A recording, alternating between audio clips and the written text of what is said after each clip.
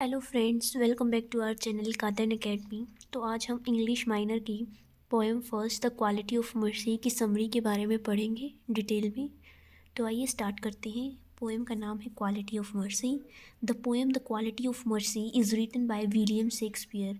जो ये पोएम है ये लिखी गई है किनके द्वारा? विलियम शेक्सपियर के द्वारा। This poem is taken from his famous play the merchant of Venice. ये जो पोएम है क्वालिटी ऑफ मर्सी ये विलियम शेक्सपियर के प्ले से ली गई है द मर्चेंट ऑफ वेनाइस। और ये जो पोएम है वो शुरू होती है कि कैसे जो वो पोर्शिया है एक डॉक्टर ऑफ लॉयर जो कही जाती है वो कैसे शाइलॉक को मर्सी की इम्पोर्टेंस के बारे में बताती है। The poem emphasize on the importance of mercy. जो पोएम है वो दया की भावना जो होती है उसकी महत्वता के बारे में हमें बताती है। The poet says that it is a divine quality. जो पोएट है वो कहते हैं कि ये डिवाइन क्वालिटी है जो हमारे अंदर नेचुरली उत्पन्न होती है। The quality of mercy is not strained. कि जो क्वालिटी ऑफ मर्सी है दया की भावना है वो फोर्सफुली हमारे अंदर नहीं आ सकती। कोई मार पीट के हमारे अंदर उस भावना को नहीं उत्पन्न कर सकता। इट नेचुरली डेवलप्स और कम्स इन आवर हार्ट। वो नेचुरली हमारे अंदर उत्पन्न हो जाती है।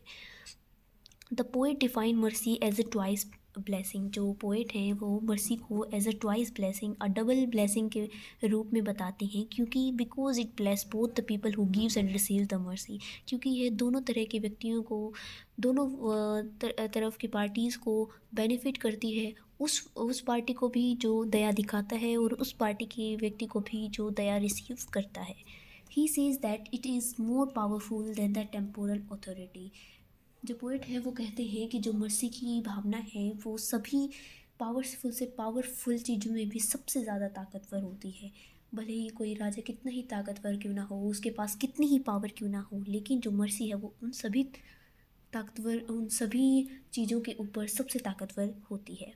As it reflect the attribute of God himself. क्योंकि ये खुद ही गॉड का गुण होता है, खुद ही गॉड का एक साइन होता है। एट्रीब्यूट का मतलब होता है साइन।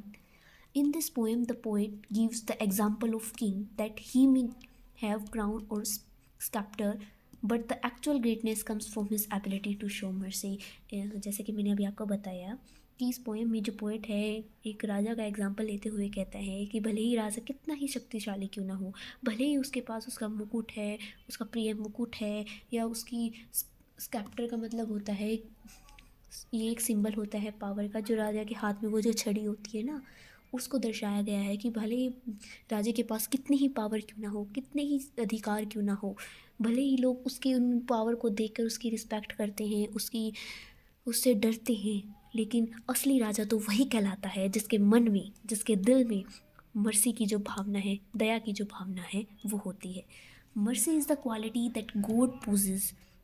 मर्सी तो वह क्वालिटी है जो गॉड का एक गुण है, गॉड का, भगवान का एक साइन है।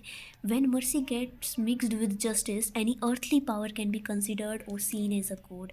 जब दया की भावना है जो किसी जस्टिस के न्याय के साथ मिल जाती है तो उस व्यक्ति को तो वो खुद अपने आप में एक भगवान माना जाता है। Once man ignores appreciating the value and quality of mercy he loses his humanity and become surrounded by artificial happiness, fear, power and selfishness. जब कोई व्यक्ति मर्सी की भावना को या उसकी वैल्यू को इग्नोर करने लग जाता है तो वह एक आर्टिफिशियल खुशी, डर और पावर के बीच के घेरे में फंस कर रह जाता है। This is the quality that Portia stresses.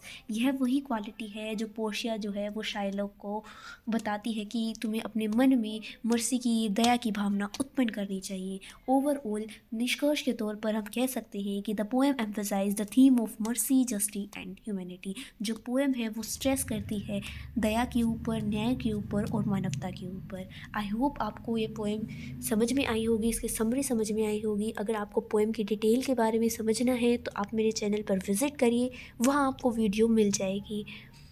I hope अब आपको ये पोएम समझ में आई होगी, इसकी समरी समझ में आई होगी। वीडियो अच्छी लगे तो लाइक करना, शेयर करना और कमेंट करना मत भूलना। अगर चैनल पर नए हैं तो सब्सक्राइब ज़रूर करना। Thank you.